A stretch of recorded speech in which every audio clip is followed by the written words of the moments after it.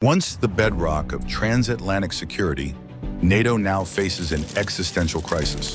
While the alliance remains intact, its future is clouded by uncertainty, driven by shifting U.S. priorities under the Trump administration.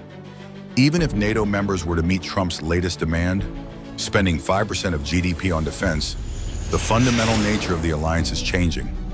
Under Trump's leadership, the United States has deprioritized European security, a move cemented by Secretary of Defense Pete Hegseth's blunt statement on February 12, 2025. Speaking to NATO counterparts, he declared that stark strategic realities prevent the United States of America from being primarily focused on the security of Europe. This signals a major departure from past U.S. policy in which European security was viewed as integral to American interests.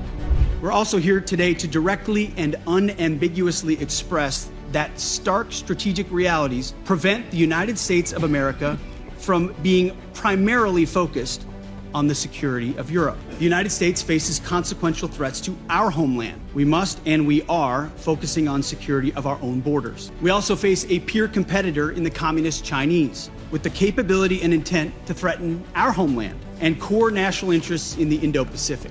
The U.S. is prioritizing deterring war with China in the Pacific, recognizing the reality of scarcity and making the resourcing trade-offs to ensure deterrence does not fail.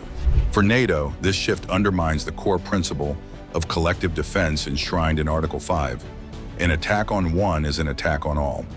Historically, NATO's only invocation of Article 5 came after the September 11th attacks, with European allies rushing to support the U.S. in Afghanistan. In turn, the U.S. did not hesitate to intervene in conflicts in the Balkans and Libya. Now that commitment is in question. This strategic pivot has two major consequences. First, Trump is moving towards a bilateral agreement with Russian President Vladimir Putin to end the war in Ukraine, leaving Kyiv with little say in its own fate. Ukrainian President Volodymyr Zelensky is pushing for direct participation in negotiations, but the signals from Washington suggest otherwise. He may be left hoping that Ukraine's offer to open its rare earth reserves for Western companies will sway the U.S. in its favor. Second, and perhaps more significant in the long term, is the realization among European leaders that the U.S. may no longer be a reliable security partner. This has led to muted reactions from European NATO members, who prefer to focus on Ukraine rather than openly acknowledge America's waning commitment to European defense. At a recent NATO defense ministers meeting, much of the discussion centered on Trump's demand that allies increase their defense spending to 5% of GDP. The request is striking, given that even the U.S. currently spends only 3.38%. Most European allies struggling to maintain spending above 2% would find this goal nearly impossible. Italy, for example, sits at just 1.5%, and a Moody's estimate suggests reaching 4% alone would require diverting 6% of public spending. NATO Secretary General Mark Rutte has proposed a more feasible target above 3%, but the real issue remains unresolved. Does U.S. spending even matter if Washington is no longer committed to European defense? The upcoming NATO summit in The Hague on June 24th, 25 will be a crucial moment. Trump's stance could either reinforce or further erode confidence in the alliance.